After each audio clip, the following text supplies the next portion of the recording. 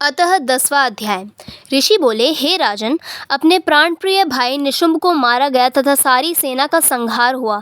देख शुंभ ने क्रोधित होकर देवी से कहा, हे दुष्ट दुर्गे, तू अपने बल का झूठ झूठ अभिमान न दिखा। तू अन्य स्त्रियों के बल का संहारा लेकर लड़ती है तथा मननीय बनी हुई है। देवी बोली, ओ दुष्ट, मैं संसार में अकेली हूँ, मेरे सिवा दूसरा कौन है? देख, यह सब मेरी ही विभूतियाँ हैं, अतः मुझ में ही प्रवेश कर रही हैं। अब मैं अकेली ही युद्ध में खड़ी हूँ, तुम भी स्थिर हो जाओ। ऋषि बोले, तब सभी देवता तथा दैत्य के देखते देखते देवी और शुंभ में घोर युद्ध छिड़ गया। तीखे बाणों की वर्षा तथा भयंकर अस्त्र शस्त्र से उन दोनों का युद्ध सभी लोगों के लिए भयंकर प्रतीत होने लगा।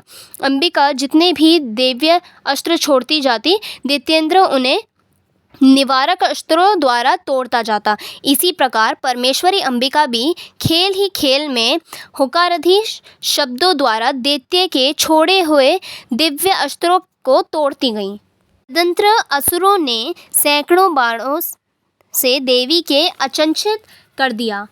तब देवी ने भी कुपित होकर बाणों द्वारा उसका धनुष काट डाला। धनुष के टूट जाने पर दैत्येंद्र ने हाथ में शक्ति उठाई। वह अभी उसके हाथ में ही थी कि देवी ने चक्र द्वारा वह शक्ति भी तुरंत काट डाली। तब दैत्यराज तलवार तथा 100 चंद्रमा वाला चमचमाता ढाल लेकर देवी की ओर भागा। तभी चंडिका ने उसकी तलवार तथा सूर्य जैसी चमकती ढाल को अपने धनुष से छोड़े हुए तीखे बाणों से तुरंत काट डाला और रथ के घोड़े वह सारथी को भी मार दिया। धनुष तो पहले ही कट चुका था, अतः भयानक मुद्गर लेकर अंबिका को मारने के लिए दैत्य उद्यत हो गया। उसके मुद्गर को भी देवी ने तीखे बाणों से काट दिया। फिर वह दैत्य मुक्का तानकर बड़े तेज से दौड़ा। जाते ही उसे दैत्येश्वर ने देवी के हृदय में मुक्का मार दिया। देवी ने भी उसकी छाती पर एक चपेट जमा दी। देवी की चपेट के लगते ही वह दैत्यराज पृथ्वी पर गिर पड़ा। गिरकर फिर सहसा उठा, उसी प्रकार उठ खड़ा हुआ। तब उछलकर देवी को उठाकर आकाश में स्थित हो गया। वह निराधार होकर चंडिका देवी उसके साथ युद्ध करने लगी। आकाश में उस समय दैत्य तथा चंडिका का आपस में घोर युद्ध हो रहा था। वह युद्ध माननीय के लिए भी विस्मयकारक था।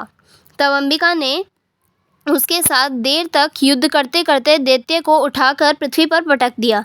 देवी द्वारा पटके जाने पर वह दुष्ट आत्मा पृथ्वी पर आकर खड़ा हो गया और मुक्का तानकर चंडिका को मारने की इच्छा से बड़ी तेज से दौड़ा। तब उसे दैत्यराज को आता देखकर देवी ने उसकी छाती में त्रिशूल भोंककर उसको पृथ्वी पर गिरा दिया। देवी के त्रिशूल से शत विशत होकर पृथ्वी पर गिरते ही उसके प्राण निकल गए। उस दुष्ट का गिरना भी समुद्र, द्वीप एवं पृथ्वी को हिला देने वाला था। उस दुरात्मा को मरते ही सारा जगत पूर्ण स्वस्थ एवं प्रसन्न हो गया। आकाश भी निर्मल दिखाई देने लगा। पहली जो उपद्रवी मेघ उठ रहे थे तथा उकलापद हो रहे थे, वह सभी शांत हो गए। दैत्य के मारे जाने पर नदियाँ अपने अपने मार्ग पर बहने लगीं। उसको मृत्यु होते ही सभी देवताओं के मन प्रसन्न हो गए।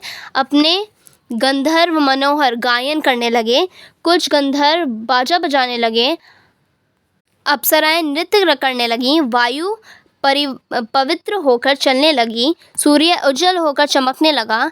यज्ञशालाओं की शांत हुई अग्निपूर्ण अपने आप प्रज्वलित हो उठी तथा दिशाओं को भयंकर शब्द शांत हो गई।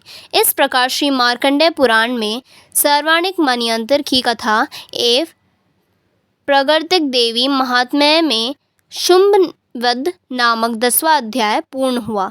बोलो माता रानी की जय। काली जय दुर्गे खप्पर वाली, तेरे ही गुण गाए बार।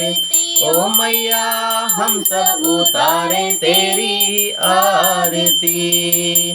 माता तेरे भक्त जनों पर भीड़ पड़ी है भारी, भीड़ पड़ी है भारी।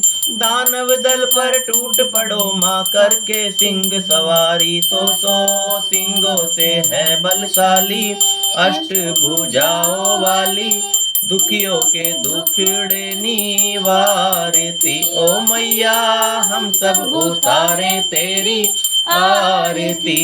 अम्बे तू है जगदम्बे काली, जय दुर्गे खप्पर वाली, तेरे ही गुण गाए बार। ओ मैया हम सब उतारे तेरी आरती। माँ बेटे का इस जग में है बड़ा ही निर्मल नाता, पूत कपूत पुने है पर ना माता सुनी कुमाता। सब पे करुणा दर्शाने वाली, अमृत बरसाने वाली, दुखियों के दुखड़े निवारती। ओ मैया हम सब उतारे तेरी आरती। अम्बे तू है जगदम्बे काली, जय दुर्गे खप्पर वाली, तेरे ही गुण गाए भारती। ओ मैया हम सब उतारे तेरी आरती।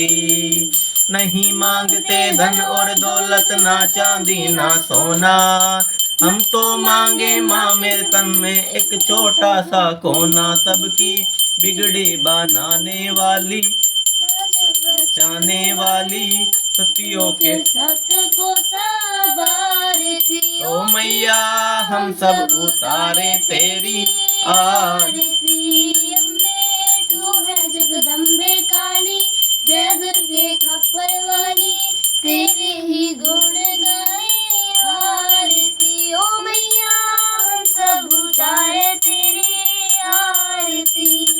बोलो सच्चे दरबार की जय।